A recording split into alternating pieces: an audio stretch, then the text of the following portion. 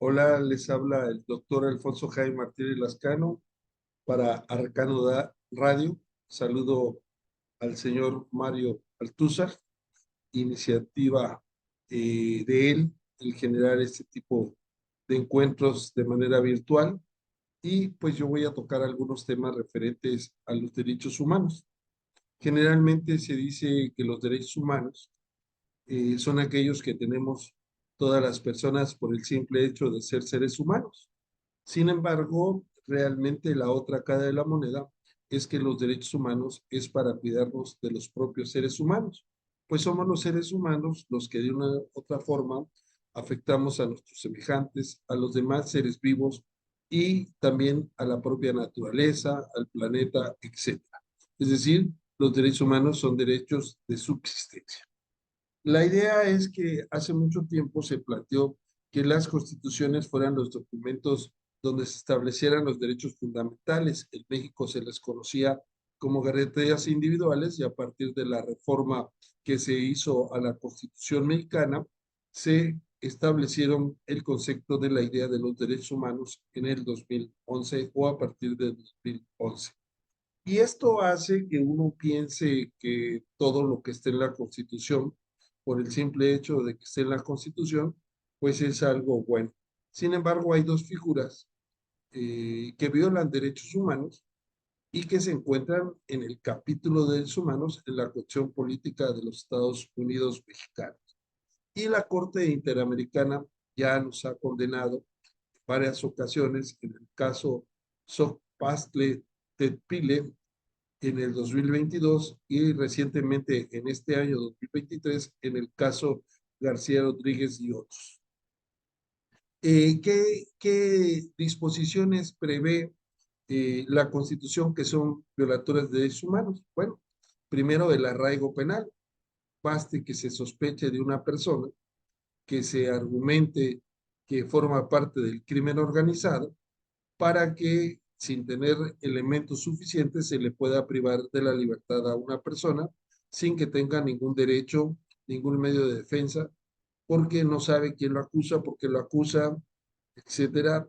No requiere asistencia legal porque pues de qué se va a defender si no se le ha acusado, lo que sí se ha privado de su libertad. Pero si se sigue sospechando de esta persona, se puede prorrogar la privación de la libertad por otros 40 días. Es decir, detenemos para investigar en lugar de investigar para detener. Otra figura también que se ha establecido en el artículo 19 de la propia Constitución, del propio capítulo de derechos humanos, es la prisión preventiva oficiosa. ¿Qué quiere decir esto? Pues que baste que se acuse a una persona por un catálogo que se ha ido creciendo poco a poco, por ejemplo, por el delito de corrupción, para que esta persona pueda permanecer en prisión preventiva oficiosa, es decir, una pena anticipada. Y en el caso, por ejemplo, de García Rodríguez y otros, al que me he referido anteriormente, pues esas personas estuvieron en prisión preventiva por 17 años, a pesar de que la Constitución establece que ninguna privación de la libertad puede exceder de más de 2 años, y de una otra manera, solamente en caso de que se ofrezcan pruebas para desacreditar la acusación, pero 17 años o más, pues violan el plazo razonable. Es decir, ¿cómo es posible que un juez penal no pueda determinar la responsabilidad penal en tanto tiempo? En este sentido, pues nosotros muchas veces pensamos que la Constitución, nuevamente digo, por el simple hecho de ser la Constitución, prevé cosas que son beneficiosas para todos nosotros. Sin embargo, en ocasiones, porque no se revisan los contenidos constitucionales, pues vemos que esto es una falacia. Y lo peor de todo es que en el sistema mexicano es indefendible porque la ley de amparo, el famoso juicio de amparo, dentro de las causales de improcedencia, es decir, ¿por qué no puede promoverse un amparo? La primera causal es contra reformas y adiciones a la Constitución. Es decir, todo lo que esté en la Constitución, sin importar que viole derechos humanos, en el sistema mexicano no podrá ser combatido. Por eso es que Estas sentencias son una esperanza de la Corte Interamericana de Derechos Humanos para que poco a poco vayamos mejorando en la protección eficaz de los derechos humanos. Y algo muy triste es que generalmente las personas que se encuentran en la cárcel es por falta de asesoría o por cuestión económica.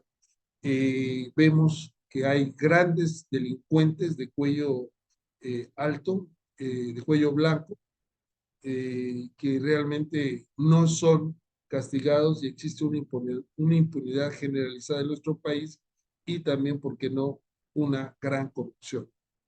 Necesitamos jueces de a de veras que vengan a proteger los derechos humanos. La Corte Interamericana les dijo, ustedes jueces mexicanos, como cualquier juez de los 20 países que aceptan la jurisdicción de la Corte Interamericana de Derechos Humanos, debe aplicar una fórmula que es un poco abstracta, pero es el control difuso de convencionalidad. Es decir, no apliques normas que violan derechos humanos. Hasta aquí mi comentario. Mando un fuerte abrazo y enhorabuena. Gracias por la invitación, don Mario Alcázar. Hasta pronto.